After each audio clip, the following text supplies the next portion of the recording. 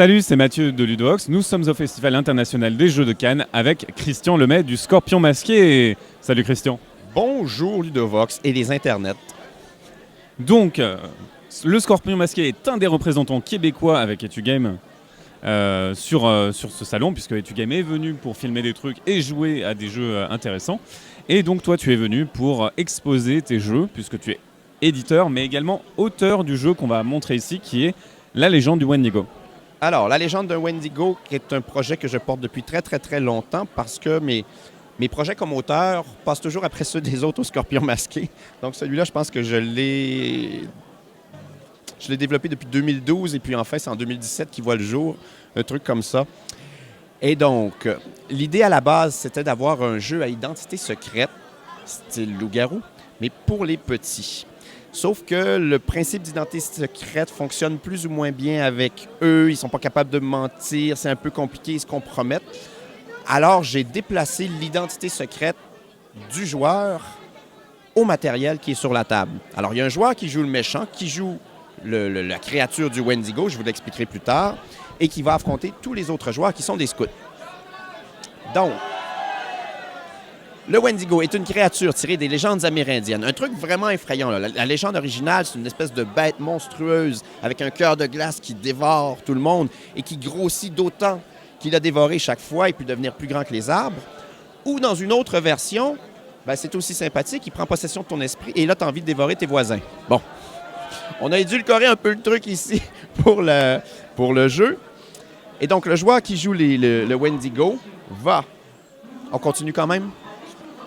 Alors, le joueur qui incarne le Wendigo, pendant que les autres ont les yeux fermés, va tirer une tuile Wendigo. Parce que, je vais vous montrer ça au centre, les tuiles scouts ont normalement à leur verso des petits scouts comme ça. Et j'ai ici dans ma main 32 tuiles Wendigo qui sont des doubles identiques des scouts sur la table.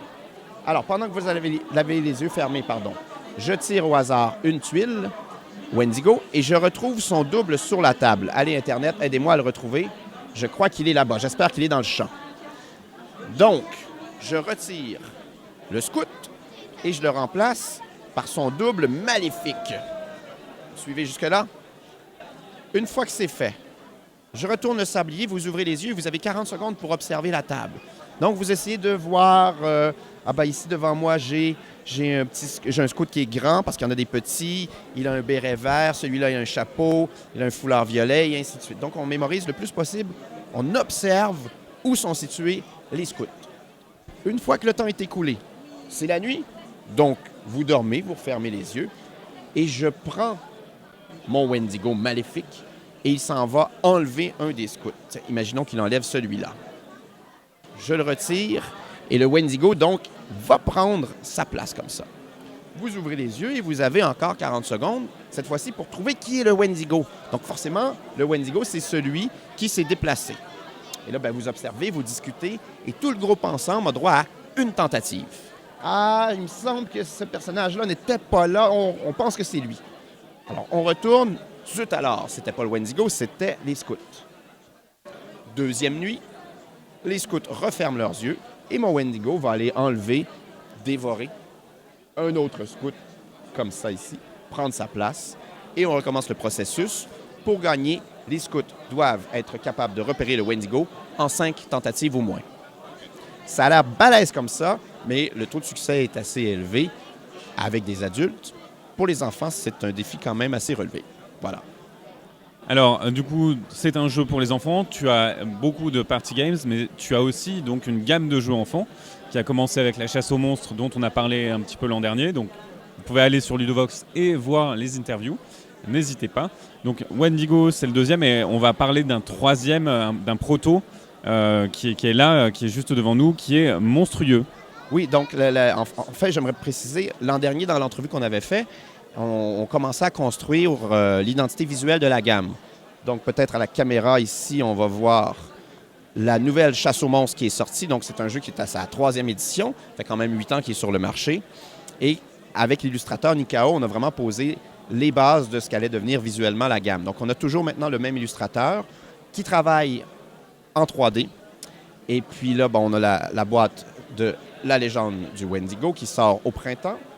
Et on a un joli prototype ici du jeu Monstrueux qui va sortir en septembre ou en octobre, à l'automne en fait, et qui est le prochain jeu dans la gamme Petit Monstre. Petit Monstre parce que ce sont des jeux dans lesquels il y a toujours un petit monstre qui fait quelque chose, et aussi parce que ça s'adresse à nos petits monstres, nos enfants chéris. Donc, on va parler de Monstrueux, le 3e jeu de la gamme, dans une autre vidéo à venir. On se retrouve bientôt. Donc, Wendigo, est-ce qu'il est sorti? Quand est-ce qu'il sort?